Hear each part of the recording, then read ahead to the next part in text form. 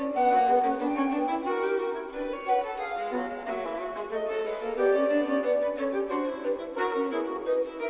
va tenter de faire une synthèse partielle, sélective, mais une synthèse quand même, de travaux qui ont été conduits en relation avec l'atelier Culture Savante Numérique, mais plus particulièrement dans les laboratoires du CNAM, HT2S et DICEN. Et que je vais compléter avec aussi une approche synthétique de quelques questions qui sont liées à mon post-doctorat Aztec, puisque j'étais post-doctorant Aztec, en 2012-2013. Le rapport à mon post-doctorat est celui de faire l'histoire des manières de communiquer entre savants de l'informatique, je mets l'expression entre guillemets, collectif d'ingénieurs, de chercheurs et de gens, d'amateurs même, intéressés dans les nouvelles technologies numériques depuis les années, disons, 70, technologies numériques en réseau en particulier, et qui m'a amené à faire un travail sur un corpus de sources numériques natives issues de ces communications entre savants de l'informatique. Et j'essaierai de croiser ça avec un rappel des apports des différents participants au programme Légitimation du savoir qui est mené sous le patronage d'Aztec au laboratoire HT2S avec notamment le SCP et le laboratoire DICEN comme partenaires. Donc c'est un programme qui s'intitule Légitimation du savoir, le rôle des techniques dans la construction sociale des savoirs légitimes, et qui a pris des situations contemporaines liées au numérique comme exemple. Donc je vais surtout parler des interventions de l'atelier 3 sur les réseaux de communication.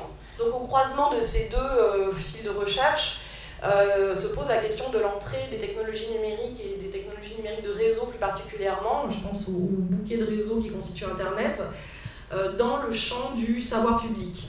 Alors cette entrée d'Internet dans le champ du savoir public ne s'est pas fait sans débat sur sa légitimité. Un exemple parmi tant d'autres, mais qui est assez symbolique, ont été tous les débats sur la légitimité de Wikipédia, non seulement diffuser un savoir dit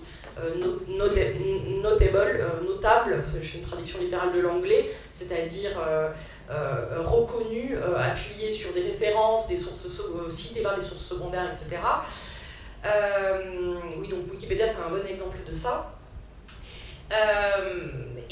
Cette entrée dans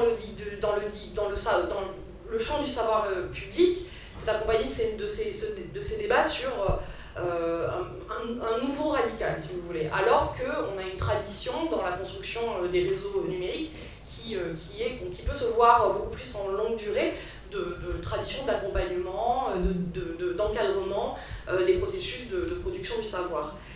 Le phénomène des digital humanities également, s'il a un nouveau nom depuis, disons, les débuts des années 2000, s'inscrit dans une longue lignée de collaboration entre sciences humaines et sociales, d'une part, mais aussi chercheurs et ingénieurs dans le domaine des sciences de l'ingénieur, mais aussi des sciences exactes, informaticiens, mathématiciens, ou dans des disciplines intermédiaires comme les documentalistes. Dans ce mouvement-là, qui commence, disons, au tournant computationnel, au début de l'apparition de l'informatique, je ne rentrerai pas dans les détails, mais on se situe dans la période de la cybernétique, une grande interdiscipline de cette période-là, de l'après-guerre. Naît aussi, donc dans ce mouvement-là, naissent aussi les réseaux numériques de communication. Les premières cultures savantes numériques de réseau étaient constituées d'ingénieurs et de chercheurs en informatique, mais aussi d'une variété de savants de plein de disciplines qui se réunissaient autour de ce projet, soit pour aider à la conception et à son développement, soit aussi pour l'utiliser très tôt. Des communautés scientifiques ont utilisé le réseau dès les années 70 pour communiquer. Donc mon propos général, c'est que connaître l'histoire d'Internet est important pour comprendre les cultures savantes numériques d'aujourd'hui, bien sûr, pas seulement pour connaître l'histoire comme contenu, si j'ose dire, mais aussi comprendre certaines logiques de la communication en réseau, à la fois les logiques techniques, mais aussi sociales. En Infocom, on parle de sociotechnique. Les logiques donc, de communication, de documentation, ces formes d'organisation aussi. Et pour le futur historien des sciences, transformer les documents issus des interactions savantes des réseaux Internet en source va poser plusieurs enjeux que je vais essayer de présenter ici. Pour finir cette introduction, on pourrait s'essayer à une comparaison, j'insiste bien sur le terme s'essayer. On pourrait imaginer que les informaticiens aujourd'hui, en tout cas ceux qui conçoivent les systèmes d'information dans lesquels vont se développer ces nouvelles sources, archives, documents, etc., les informaticiens pourraient être vus comme les nouveaux clercs de l'ère, enfin comme les clercs de l'ère contemporaine en quelque sorte, puisqu'ils maîtrisent, mais aussi opèrent la passation d'une mémoire documentée et donc dans une certaine mesure normalisée selon les problèmes de l'époque, bien sûr, donc les problèmes politiques qui s'ajoutent par-dessus. Alors, pour commencer, ma première partie s'intitule « Aux sources savantes de la communication sur les réseaux informatiques ». Je devrais presque enlever informatique, puisque justement l'apport des ateliers la légitimation, ça a été notamment autour de la session 3 sur les réseaux de communication savants, d'aller voir en longue durée un peu comment comparer le phénomène des réseaux numériques aujourd'hui et des réseaux savants, disons, depuis la Renaissance, mais même si on s'est surtout penché sur le cas du XVIIIe siècle.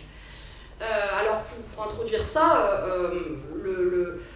on a essayé de réfléchir à une comparaison possible entre la République des lettres de l'époque des Lumières et ce qui a été nommé, qui ne fait pas forcément consensus sur le plan public, mais ce qui a été nommé par les sociologues des techniques et les historiens des techniques, la République des informaticiens. La République des informaticiens, donc à la genèse du déploiement des réseaux d'Internet.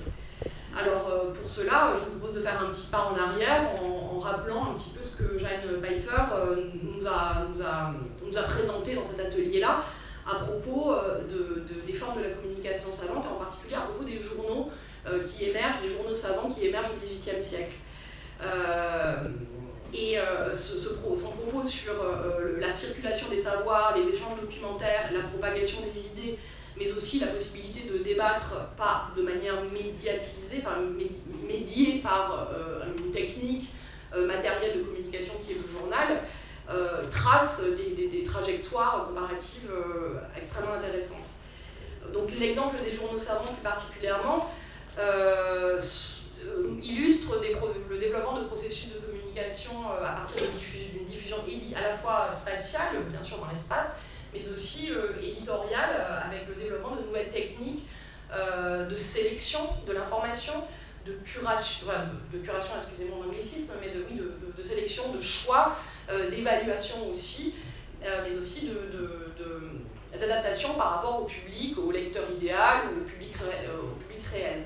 Donc avec les premières politiques éditoriales de journaux. Ce qui était intéressant, notamment bien sûr dans ce que Jeanne Pfeiffer nous a présenté, c'est justement la construction d'un public à travers le lecteur idéal que je viens d'invoquer, et donc la construction d'un public par les éditeurs des journaux et les choix discursifs et matériels que cela implique dans les formes et techniques éditoriales.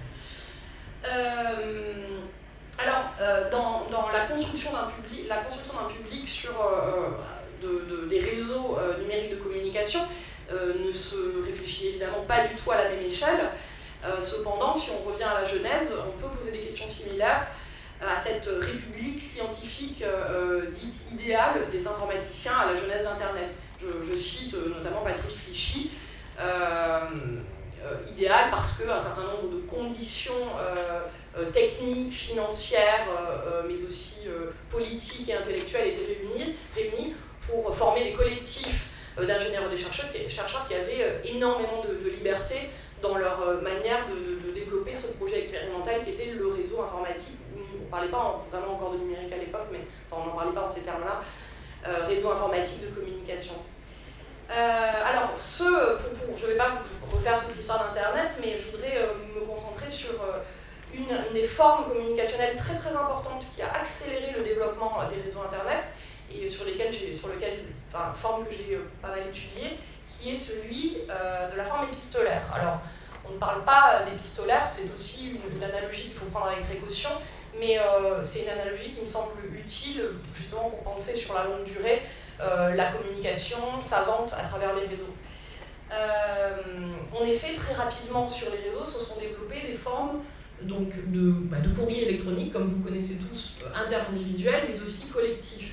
Une des premières formes de ces communications collectives était appelée, et ce n'est pas un hasard, les conférences électroniques, electronic conferences. Donc dans une continuité assez claire avec les modes de communication du champ du domaine savant. Par ailleurs, on peut aussi convoquer une autre analogie qui est celui de la discussion de salon. Ça a été une des premières métaphores convoquées à l'observation de ces espaces électroniques où on discutait, alors avec des rituels très formalisés d'un côté, mais aussi avec un grand sens de l'informel. Donc discussion de salon pour qualifier les formes de l'échange électronique. Tout en évidemment en convoquant d'autres formes plus vulgaires de communication comme la conversation de comptoir. On est vraiment dans des hybrides en fait à double détente. Donc des rituels d'interaction, des formes d'expression de l'identité savante se sont exprimées mais aussi forgées ou redéfinies sur ces réseaux-là. Bon, je passe parce que je crois qu'on n'a pas trop le temps, je vais aller un peu plus vite, mais donc je ne rentrerai pas dans les détails. Mais oui, là, le médium de la conférence électronique est surtout intéressant, me semble-t-il, pour son pouvoir récursif en fait, en termes de participation au développement des réseaux. Je vais prendre un exemple contemporain qui me semble assez similaire. Vous connaissez, vous participez probablement tous à des listes de diffusion ou des listes de discussion. Une liste de discussion comme celle qui accompagne les carnets d'hypothèses.org, oui c'est ça, les carnets de recherche hypothèses.org, sont des lieux de recherche de l'information au sens le plus basique du terme. Je ne sais pas faire ça, est-ce que quelqu'un peut m'aider? Mais peuvent être le lieu de débat sur les meilleures façons de faire, donc pas simplement une demande d'information, mais un lieu de collaboration sur des questions techniques. De la forme la plus minimale sur la suggestion de quelque chose à améliorer qui sera pris en compte par les administrateurs, jusqu'à des formes plus maximales qui sont un engagement dans la collaboration technique autour de la conception des outils ou de la reconception des outils. Donc ici, les conférences électroniques dont je parle, je ne suis pas du tout en train de vous montrer mes illustrations, je suis désolée. Je voulais vous montrer à la genèse des réseaux Internet. On est dans un réseau universitaire, c'est une carte qui est assez parlante pour ça. Ici, on est sur un des sous-réseaux d'Internet qui s'appelle le NSF, c'est National Science Foundation Net, un de ces réseaux-là qui montre la concentration qui montre sous le réseau scientifique général, on a des réseaux encore plus scientifiques si j'ose dire. Oui, je parlais donc du pouvoir récursif de ces lieux de conversation qui permettent de développer l'outil qu'on est en train d'utiliser. Donc un outil qui est inachevé, qui est expérimental, et dont ce qui fait démonstration et ce qui fait démonstration de l'effectivité de la démarche, c'est la qualité de la communication. Alors la qualité, je ne parle pas de contenu, là, je parle de qualité technique.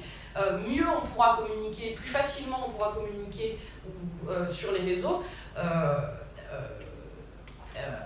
Cela voudra dire que les réseaux sont bien développés, sont plus efficaces et prennent de l'ampleur. Alors la question derrière ces méthodes ad hoc qui se développent sur le moment avec les meilleures solutions possibles, qui sont fondées sur l'essai-erreur et la collaboration, ces méthodes, on peut leur demander est-ce que ces réseaux de savants, est-ce qu'elles ont créé des nouveaux réseaux de savants ou est-ce que c'est une simple continuité de réseaux savants préexistants? C'est une question qui est relativement compliquée. Il faudra des études pour le déterminer. Toujours est-il que, et là je reprends la question de l'amitié qui était abordée tout à l'heure par Pierre-Antoine Fabre, on se rend compte avec les premières analyses que ces réseaux savants s'appuient sur des réseaux socio-professionnels préexistants au déploiement technique de ces communications-là. Ça semble évident, ça peut sembler évident, mais c'est important aussi pour comprendre comment de nouvelles disciplines se créent et comment la sociabilité informatique qui est en train de se créer s'appuie à la base sur ce qu'on appelle, dans le vocabulaire de l'infocom, des liens faibles. Alors, liens faibles, je fais ici référence aux théories de Mark Granovetter. Ce n'est pas une qualification morale, bien sûr, les liens faibles, mais c'est les personnes avec qui on entretient des relations à distance, professionnelles, au contraire des liens forts qui sont des relations intenses avec des amis, de la famille, etc. Et ce réseau de sociabilité informatique savante qui se crée, qui se déploie à la genèse d'Internet, s'appuie d'abord sur des liens faibles, c'est-à-dire sur un réseau socio-professionnel existant et qui est le seul moyen d'expliquer comment ce réseau a pu se développer sans aucune centrale. Il faut relativiser ça, il faut nuancer ça. Il y avait des centralités, mais sans centralité principale, disons, relativement sans hiérarchie, relativement, et de manière assez globale par des modes de collaboration distribués.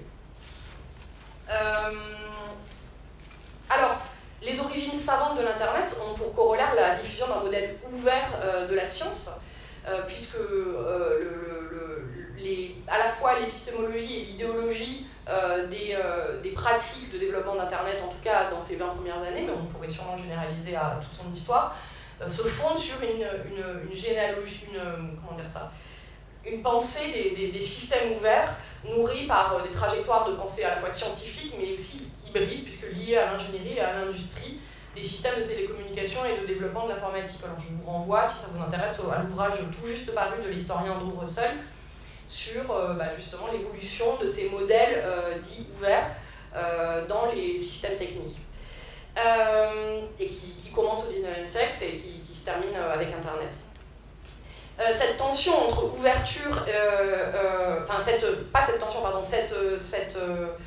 cette diffusion d'un modèle ouvert rencontre évidemment la nécessité de formaliser, de normaliser et d'implémenter des standards. C'est tout le principe du développement des protocoles. Voilà. Et cet idéal ce concept d'ouverture à la base de l'expansion des réseaux Internet, si j'insiste dessus, c'est parce qu'il est aussi à la base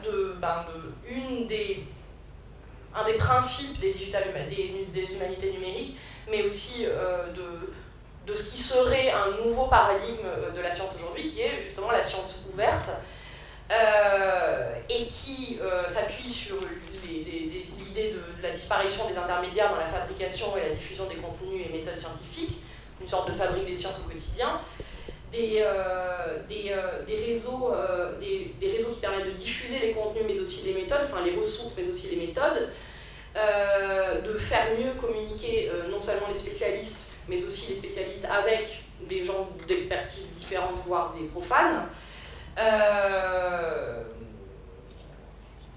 Voilà, et ce qui serait un nouveau paradigme modifierait les logiques de la communauté scientifique qui seraient plus que jamais considérées en réseau avec des relations stratégiques, à la fois interpersonnelles et collectives, dans une ère d'offres technologiques de services, dans lequel le courrier électronique dont je vous parlais ne serait qu'un des éléments, un service apporté aux scientifiques, aux savants. Alors, vous avez vu que je mets des conditionnels, j'espère que j'aurai le temps de revenir pour essayer de vous montrer un peu comment on approche critiquement ces questions-là dans nos réflexions à HT2S et à Dicen. Mais en tout cas, pour terminer cette première partie, on peut déjà dire que si la science ouverte a ses utopies, a ses positivités, mais a aussi ses paniques face à ce qu'on appelle le déluge informationnel, c'est-à-dire que le corollaire de cette communication accrue, ce système d'information extrêmement global qui est Internet, serait le déluge de données, le déluge informationnel et la difficulté à repérer et évaluer les contenus de qualité. Mais encore une fois, pour remettre ça dans la longue durée, et c'est ce qu'on a essayé de faire dans nos ateliers, je cite ici l'historien Robert Nanton, je vais dire en anglais, ça sera plus élégant. Every age was an age of information in some way. Il parle par exemple de l'exemple au XVIIIe siècle des premiers curateurs de musées, des premiers conservateurs de musées, qui paniquent parce qu'il y aurait trop de matériaux et pas assez d'outils pour classer et valoriser les savoirs. On est dans des situations qui sont relativement similaires.